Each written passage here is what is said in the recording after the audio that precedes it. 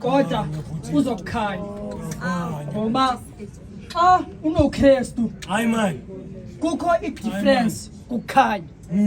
Ukhanya ka-10 wasebusuku akufani nokukhanya waka-2 a.m. in the morning. Ke-24 hours uThixo wathi yimini. U-10 wasebusuku symbolizes the end of a cycle. Kodwa u-2 a.m. in the morning uthi ba kuqala a new cycle, kuqala a new day.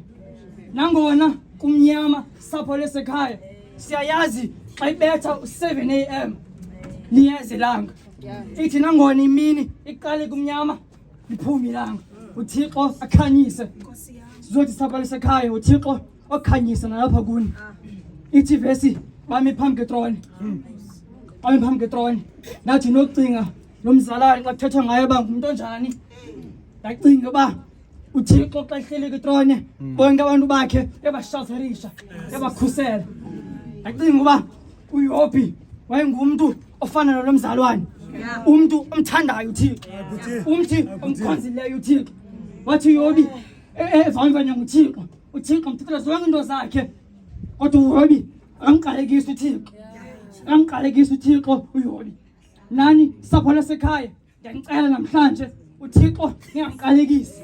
Ngoba uThixo xa nimqalekisa othi uThixo xa isenza i-show off ngani ngenye imini uThixo akhuphe register yakhe. Athi ba esapho ikatabalaza. Nathi ba bekimeko ebuhlungu. Bekimeko elibuhlungu.